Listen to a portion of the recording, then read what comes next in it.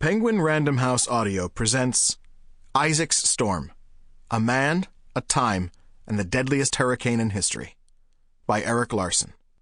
Read for you by Richard M. Davidson. Telegram. Washington, D.C., September 9th, 1900. To Manager, Western Union, Houston, Texas. Do you hear anything about Galveston? Willis L. Moore, Chief, U.S. Weather Bureau. The Beach. September 8th, 1900. Throughout the night of Friday, September 7th, 1900, Isaac Monroe Cline found himself waking to a persistent sense of something gone wrong. It was the kind of feeling parents often experienced, and one that no doubt had come to him when each of his 3 daughters was a baby. Each would cry, of course, and often for astounding lengths of time, tearing a seam not just through the Cline house, but also, in that day of open windows and unlocked doors, through the dew-sequined peace of his entire neighborhood.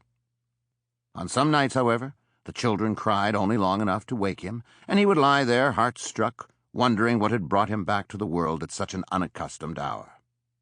Tonight, that feeling returned. Most other nights, Isaac slept soundly. He was a creature of the last turning of the centuries when sleep seemed to come more easily. Things were clear to him. He was loyal, a believer in dignity, honor, and effort. He taught Sunday school. He paid cash, a fact noted in a directory published by the Giles Mercantile Agency and meant to be held in strictest confidence. The small red book fit into a vest pocket and listed nearly all Galveston's established citizens, its police officers, bankers, waiters, clerics, tobacconists, undertakers, tycoons, and shipping agents, and rated them for creditworthiness, basing this appraisal on secret reports filed anonymously by friends and enemies.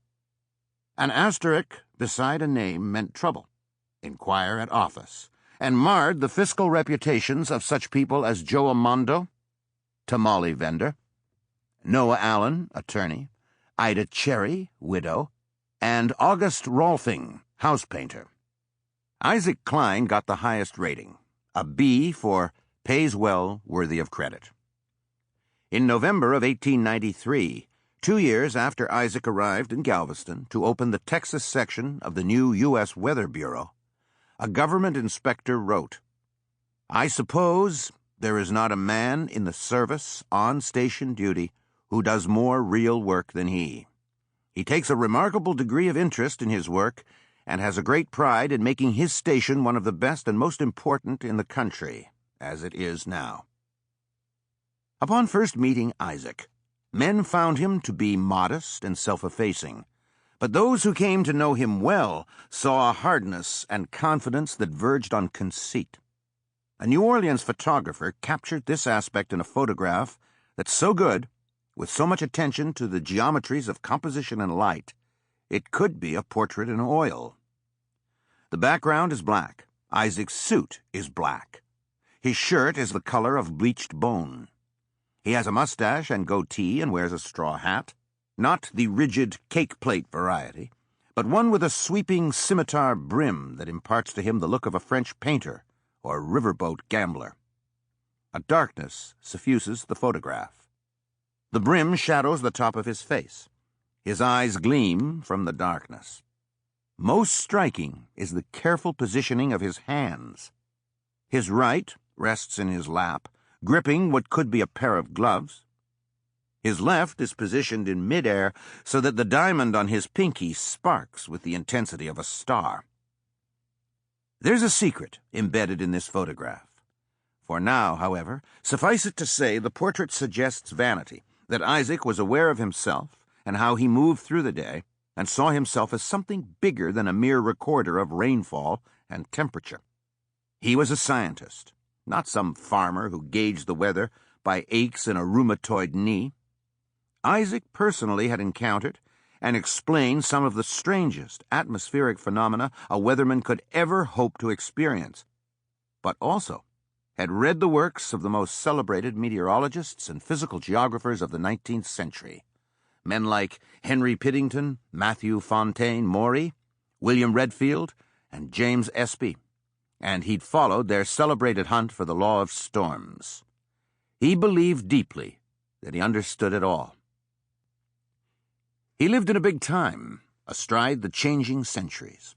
The frontier was still a living, vivid thing, with Buffalo Bill Cody touring his Wild West show to sell out crowds around the globe, Bat Masterson, a sports writer in New Jersey, and Frank James opening the family ranch for tours at 50 cents a head. But a new America was emerging, one with big and global aspirations. Teddy Roosevelt, flanked by his Rough Riders, campaigned for the vice presidency. U.S. warships steamed to quell the Boxers. There was fabulous talk of a great American-built canal that would link the Atlantic to the Pacific, a task at which Vicomte de Lesseps and the French had so catastrophically failed. The nation in 1900 was swollen with pride and technological confidence. It was a time, wrote Senator Chauncey Depew, one of the most prominent politicians of the age, when the average American felt 400% bigger than the year before.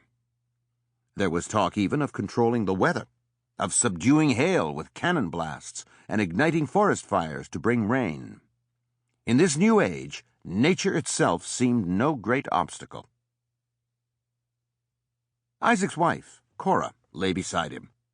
She was pregnant with their 4th child, and the pregnancy had entered a difficult stretch, but now she slept peacefully, her abdomen a pale island against the darkness. The heat, no doubt, contributed to Isaac's sleeplessness. It had been a problem all week, in fact all summer, especially for Cora, whose pregnancy had transformed her body into a furnace. Temperatures in Galveston had risen steadily since Tuesday. The heat broke 90 degrees on Thursday and hit 90 again on Friday. Moisture from weeks of heavy rain concentrated in the air until the humidity was unbearable. Earlier that week, Isaac had read in the Galveston News how a heat wave in Chicago had killed at least 3 people. Even the northernmost latitudes were experiencing unusual levels of warmth. For the first time in recorded history, the Bering Glacier in what eventually would become Alaska had begun to shrink, sprouting rivers, calving icebergs, and ultimately shedding 600 feet of its depth. A correspondent for the Western World magazine wrote, "The summer of 1900 will be long remembered as one of the most remarkable for sustained high temperature that's been experienced for almost a generation." The prolonged heat had warmed the waters of the Gulf to the temperature of a bath, a not unhappy condition for the thousands of new immigrants just arrived from Europe at the port of Galveston, known to many as the Western Ellis Island. Some camped now on the beach near the Army's new gun emplacements, steeling themselves for the long journey north to open land and the riches promised them by railroads intent on populating America's vast, underdeveloped prairie. In a pamphlet called Home Seekers, the Atchison, Topeka, and Santa Fe described the lush land of the Texas coast as waiting to be tickled into a laughing harvest. The railroad come-ons painted Texas as a paradise of benign weather, when in fact hurricanes scoured its coast, plumes of hot wind baked apples in its trees, and blue northers could drop the temperature 50 degrees in a matter of minutes. To Isaac, such quirks of weather were a fascination, and not just because he happened to be the chief weatherman in Texas. He was also a physician. He no longer saw patients, but had become a pioneer in medical climatology, the study of how weather affects people, and in this carried forth a tradition laid down by Hippocrates, who believed climate determined the character of men and nations. Hippocrates advised any physician arriving in an unfamiliar town to first examine its position with respect to the winds. As Friday night ebbed into Saturday, the air at last cooled. The sudden change in temperature would come as a delightful surprise to others in Galveston, but to Isaac it was one more flicker of trouble. He let his mind wander through the house. He heard no sound from the children's bedrooms. His eldest daughter, Allie Mae, was now 12. His middle daughter, Rosemary, was 11. Sample complete. Ready to continue?